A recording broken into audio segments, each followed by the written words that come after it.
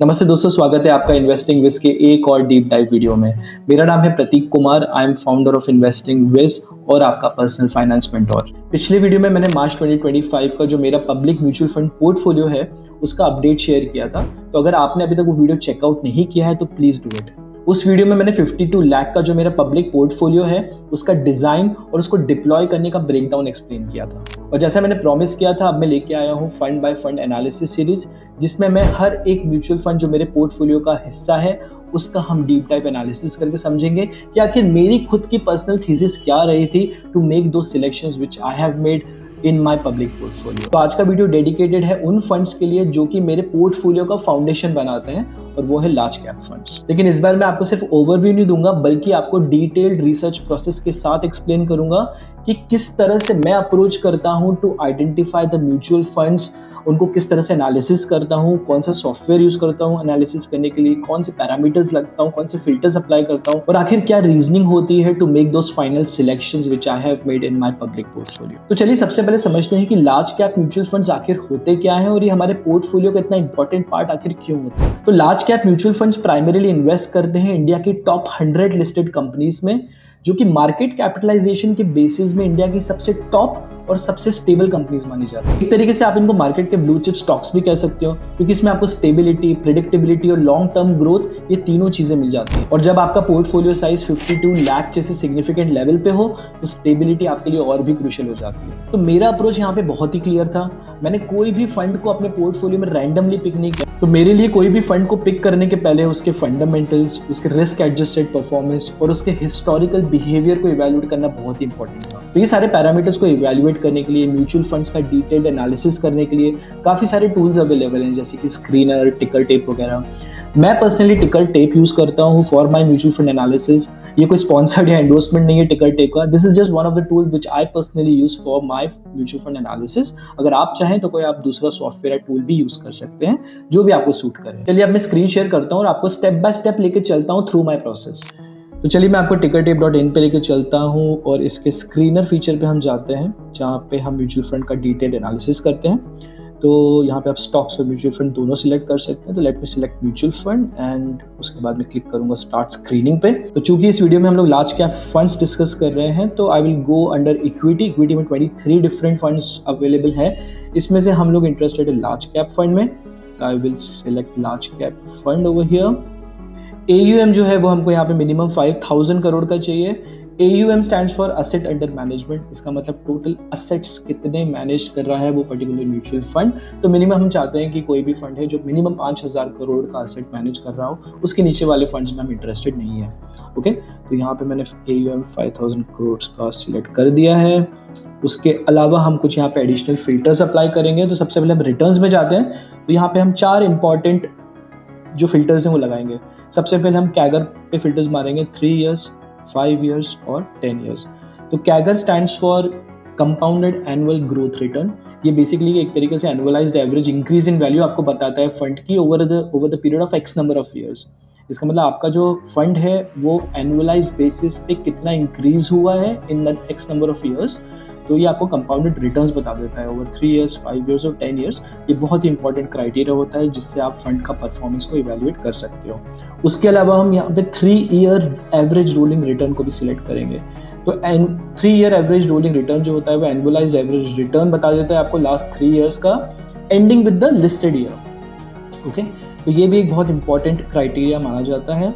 तो हम ये 4 पैरामीटर्स यहाँ पे हमने सिलेक्ट कर लिए। उसके बाद हम रेशियोज में जाएंगे और रेशियोज में हम यहाँ पे शार्प रेशियो को सिलेक्ट करेंगे। शार्प रेशियो होता है वो एक तरीके का मेजर आपको देता है रिस्क एडजस्टेड परफॉर्मेंस का। इसका मतलब फंड मैनेजर ने कितने रिस्क के अगेंस्ट क्या परफॉर्मेंस दिया है उस पर्टिकुलर म्यूचुअल फंड का। तो ये एक बहुत ही इंपॉर्टेंट रेशियो माना जाता है for to evaluate any fund performance. तो शार्प रेशियो जितना हाई होगा उतना ही बेटर परफॉर्मेंस माना जाएगा म्यूचुअल फंड का। तो हम ये 4 फिल्टर्स यहाँ पे हमने एडिशनल फिल्टर्स अप्लाई करे हुए हैं। उसके बाद हम यहाँ पे देखते हैं तो हमारे पास टोटल 11 रिजल्ट्स ही निकल के आते हैं। मतलब हमने काफ़ी सारे रिजल्ट्स को तो वैसे ही फिल्टर डाउन कर दिया है।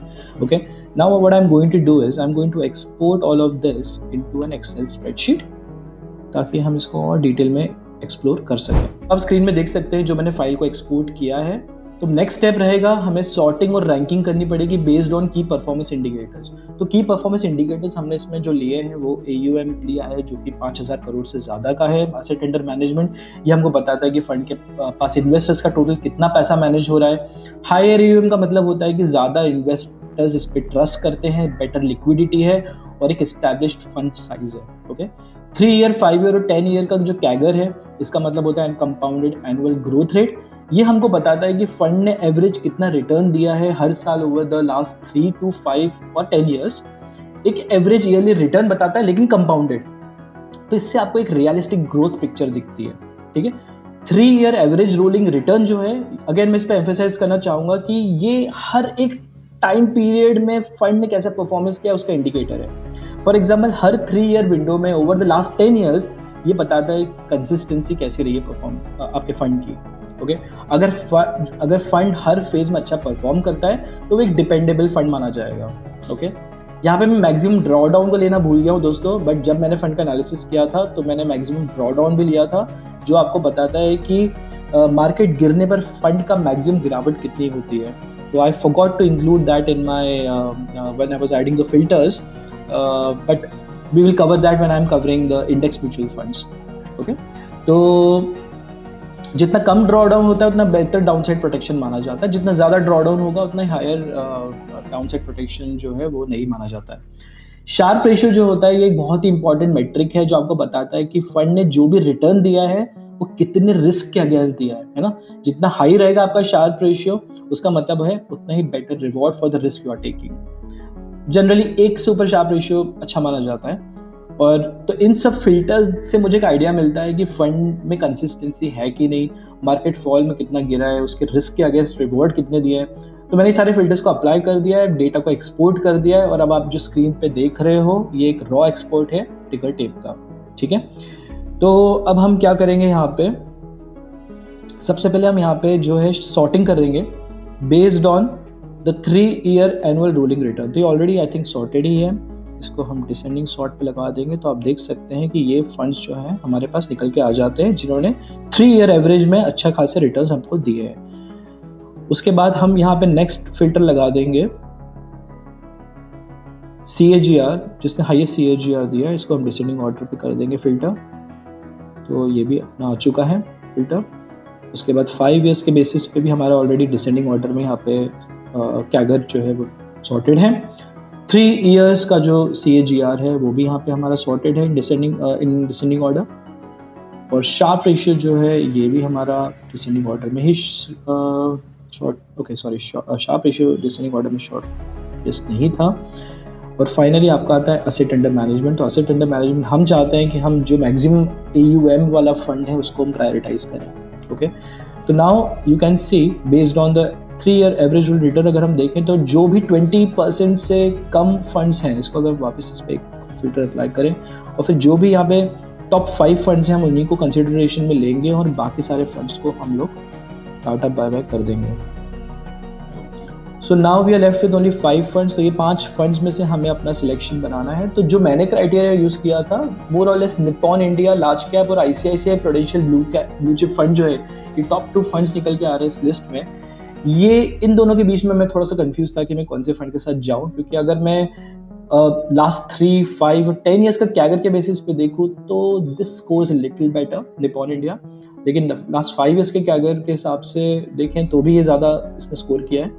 लेकिन अगर मैं प्योरली AUM के बेसिस पे जाऊं तो वैसे तो दोनों का AUM काफ़ी हेल्दी है, लेकिन ICICI प्रूडेंशियल ब्लू चिप का AUM है वो सबसे मैक्सिमम है। तो अगर मैं इस पर एक और सॉर्टिंग कर लूँ based on the asset under management, तो ICICI prudential blue chip fund जो है उसका asset under management 60,000 crore rupees है, जो कि बाकी फंड्स के कंपैरिजन में सबसे हाईएस्ट है। एक्सपेंस रेशियो इसका थोड़ा हाई है compare to the other funds, but इन दोनों फंड्स को तो आपको एलिमिनेट ही स्ट्रेट अवे कर देना चाहिए क्योंकि एक्सपेंस रेशियो 1 के भी ऊपर है। तो इसका मतलब जो भी आप इन्वेस्टमेंट करोगे उसका 1.2 या 1.03% जो है वो तो फंड हाउस मैनेज करने के लिए ही ले लेगा। तो ये 2 फंड्स के बीच में मैं बेसिकली कंफ्यूज था। So I finally went with ICICI Prudential Blue Chip Fund as my automatic choice from this group of funds. तो चलिए हमने पहला फंड तो सिलेक्ट कर लिया ICICI Prudential Blue Chip Fund जो कि इक्विटी फंड था। तो जैसे कि आप जानते हैं कि मैंने 2 लार्ज कैप फंड्स लिए हैं मेरे पोर्टफोलियो में। एक था आईसीआईसीआई प्रूडेंशियल का ब्लू चिप फंड और दूसरा यूटीआई का निफ्टी 50 इंडेक्स फंड। तो इंडेक्स फंड को शॉर्टलिस्ट करने के पीछे भी मेरी सिमिलर थीसिस ही रही है। तो हम टिकर टेप पे जाते हैं, again will go to the screener, let's select mutual funds, start screening, और हम यहाँ पे सेम फिल्टर्स लगाएंगे। तो इधर हम इक्विटी पे जाते हैं। इक्विटी में इस बार हम सिलेक्ट करेंगे इंडेक्स फंड। हम लार्ज कैप फंड्स हमने लास्ट टाइम सिलेक्ट किया था, इस बार हम सिलेक्ट करेंगे इंडेक्स फंड। ओके, और यहाँ पे हम फिल्टर्स में जाते हैं और अगेन हम यहाँ पे CAGR 3 ईयर्स, 5 ईयर्स और 10 ईयर्स का कंसिडर करेंगे, और यहाँ पे हम 3 ईयर का एवरेज रोलिंग रिटर्न भी लेंगे। और फिर हम रिस्क में जाके मैक्सिमम ड्रॉ डाउन सिलेक्ट करेंगे। Last time I am sorry I forgot to include maximum draw down filter in my previous selection, but of course when I was doing the analysis तो मैंने वो factor को भी consideration में लिया था। और फिर भी ICICI Prudential was scoring much better compare to the other funds. तो यहाँ मैक्सिमम ड्रॉ डाउन, जैसे आपको मैंने बताया कि ये मैक्सिमम ऑब्जर्व लॉस आपको बता देता है पीक से लेके अभी तक का कितना उसने लॉस झेला है। तो ये हम यहाँ पे ये सिलेक्ट करेंगे। रेशियोज में अगेन हम यहाँ पे सिर्फ शार्प रेशियो सिलेक्ट करेंगे, बाकी रेशियोज के बारे में हमें ज़्यादा चिंता करने की ज़रूरत नहीं है फिलहाल। तो this will bring you to a list of all the available index funds that are available for you to invest. ठीक है, तो इस लिस्ट को भी हम एक्सपोर्ट कर देते हैं। इसको एक्सपोर्ट करने के पहले हम यहाँ पे एक और फिल्टर लगा देते हैं असेट अंडर मैनेजमेंट का, ताकि हमारे पास जो लोअर असेट मैनेजमेंट फंड्स हैं वो हमारे शॉर्टलिस्ट में है। तो यहाँ पे हम बोलेंगे कि भाई हमको सिर्फ आप वही हमें वही फंड्स आप फिल्टर करके दो जो मिनिमम 7,000 करोड़ का AUM रखते हैं। तो ये फिल्टर भी हमने यहाँ पे लगा दिया, बाकी सारे फिल्टर्स हमारे एज इट इज़ हैं। सो अभी हमारे पास सिर्फ 6 ही फंड्स बच गए, तो हमारा सिलेक्शन थोड़ा ईजी हो जाएगा।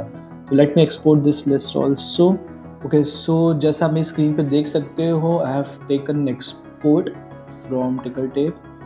तो जो इंडेक्स फंड्स हमारे पास शॉर्ट लिस्ट होके आए हैं वो हैं टोटल 6 फंड्स। तो हमारा काम थोड़ा आसान हो जाएगा कंपेयर टू लास्ट टाइम जहाँ पे हमारे पास ज़्यादा फंड्स थे टू वर्क थ्रू। तो यहाँ पे बहुत ही इजी रहेगा हमारे लिए एनालिसिस करना कि कौन सा इंडेक्स फंड ज़्यादा बेहतर नज़र आ रहा है in terms of all parameters. तो अगर हम यहाँ पे again 3 year average rolling return के हिसाब से देखें, डिसेंडिंग ऑर्डर पे जाएं, तो ये जो है, अच्छा इसका ये जो पहला फंड है UTI Nifty 200 momentum index 30 fund, I don't know why this got picked up, क्योंकि ये निफ्टी 50 फंड तो नहीं है, इसको हम डिलीट कर सकते हैं फ्रॉम आवर लिस्ट। तो इस बेसिस पे अगर हम आप 3 ईयर एवरेज रोलिंग रिटर्न देखें तो जो बेस्ट परफॉर्मिंग फंड है वो आपका SBI निफ्टी इंडेक्स फंड है, और सेकंड बेस्ट परफॉर्मिंग फंड यहाँ पे दिख रहा है यूटीआई निफ्टी 50 इंडेक्स फंड। अगर इसके कैगर की बात की जाए तो ये this has been around for more than 10 years, ये सारे funds has been around for more than 10 years, which is great. लेकिन अगर आप इसके एनुअलाइज्ड अगर इसके कंपाउंडेड एनुअल रिटर्न्स को देखो तो लगभग सेम रिटर्न्स ही इन्होंने दिए हैं। यूटी लास्ट 10 ईयर्स के अगर कैगर पे इसको मैं एक फर्दर फिल्टरिंग करूँ, सॉर्टिंग करूँ, तो HDFC का जो फंड, ये वाला फंड है BSE सेंसेक्स इंडेक्स फंड, इसने 10 ईयर के बेसिस पे ज़्यादा रिटर्न्स दिए, लेकिन 5 ईयर कैगर के बेसिस पे यूटीआई निफ्टी 50 ने फिर बेहतर रिटर्न्स दिए। तो I was a bit confuse between these top 3 funds, इसमें से कौन सा फंड लिया जाए। तो फाइनली मैंने फिर एक और फिल्टर लगाया जो कि मैं पसंद करता हूँ असेट अंडर मैनेजमेंट का, क्योंकि ये थोड़ा हमें कॉन्फिडेंस देता है कि ज़्यादातर लोग इस फंड पे ट्रस्ट करते हैं। तो इस फंड का पास्ट परफॉर्मेंस भी काफ़ी बेहतर रहा है इन लास्ट 10 ईयर्स। तो UTI Nifty 50 index fund scores well on all the parameters. तो जैसे आप देख सकते हैं इसमें asset under management is close to 19,000 crore, जो कि बाकी सारे फंड्स के कंपैरिजन में हाईएस्ट है। क्या अगर भी इसने 3 इयर्स में ऑलमोस्ट एट पार दिया है with other funds. Expense ratio के हिसाब से भी आप देखें तो ये सबसे चीपेस्ट फंड है, ये सारे 5 फंड्स के हिसाब से। एक्सपेंस रेशियो जो होता है ये बेसिकली ये वो एक्सपेंस होता है जो आप पे करते हो फंड हाउस को, फंड मैनेजर को, टू मैनेज योर फंड्स। तो चूँकि इंडेक्स फंड्स का एक्सपेंस रेशियो वैसे भी रिलेटिवली चीपर होता है compare to the active funds, तो जो हमने ICICI Prudential blue chip fund लिया था उसका एक्सपेंस रेशियो काफ़ी हाई साइड पे था, क्योंकि वो एक एक्टिवली मैनेज फंड है, ये एक पैसिव मैनेज फंड है। तो इसका expense ratio is 0.17 which is quite cheap. और कैगर इसने 5 इयर्स 10 इयर्स का भी रीजनेबली अच्छा दिया है। Average 3 years average ruling return भी 14% के आसपास है, जो कि काफ़ी हेल्दी माने जाते हैं। Sharpe ratio of course because of the recent dips in the market, Sharpe ratio में काफ़ी गिरावट आई है, बट ठीक है, कंपेयर टू अदर फंड्स इसका शार्प रेशियो भी बेहतर है। मैक्सिमम ड्रॉडाउन 38% के आसपास लगभग सारे ही फंड्स ने मैक्सिमम ड्रॉडाउन दिया है।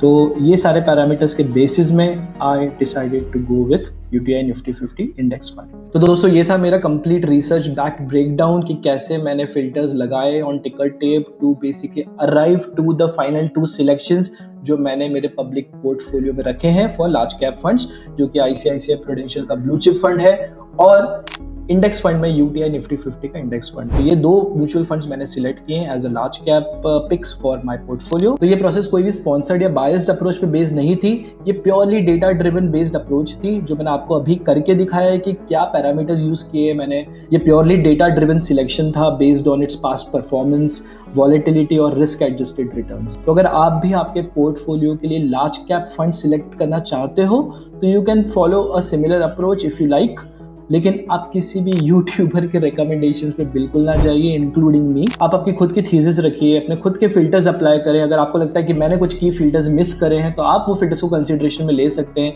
When you are evaluating funds for your own portfolio selection. मैं बस इतने कहना चाहूँगा कि मुझे और मेरे पब्लिक पोर्टफोलियो को फॉलो करने का बेस्ट तरीका ये है कि आप बस एक थॉट प्रोसेस को समझिए, क्योंकि मैं यहाँ पे सिर्फ दिखाना चाहता हूँ कि मेरी थॉट प्रोसेस क्या रही behind making these selections. Yours can be completely different, क्योंकि आपके गोल्स अलग हो सकते हैं, आपके थॉट प्रोसेस अलग हो सकता है, आपका लॉजिक अलग हो सकता है। लेकिन अगर आप सही तरीके से अपने लॉजिक को अप्लाई करेंगे, थॉट प्रोसेस को अप्लाई करेंगे और उसको आपके कॉन्टेक्स्ट में यूज़ करेंगे अपने पोर्टफोलियो को बिल्ड करने के लिए, तो that will work best for you. तो दोस्तों आज की वीडियो में बस इतना ही था। नेक्स्ट वीडियो में मैं अपने पोर्टफोलियो के जो फ्लेक्सी कैप पिक्स हैं उसको डिटेल में डिस्कस करूंगा, क्योंकि ये पर्टिकुलर कैटेगरी आज के डायनामिक मार्केट कंडीशंस में बहुत इंपॉर्टेंट रोल प्ले कर रही है। तो दोस्तों अगर आपको ये वीडियो वैल्यूएबल लगा हो तो प्लीज़ कंसिडर सब्सक्राइबिंग, इस वीडियो को लाइक ज़रूर करें और जितना हो सके अपने फ्रेंड सर्कल में इसको शेयर करें और हमको खूब सपोर्ट करें। तो चलिए दोस्तों मैं आपसे जल्दी मिलूंगा एक और इंटरेस्टिंग वीडियो में। You take good care of yourself. This is Prateek from Investing Whiz, over and out.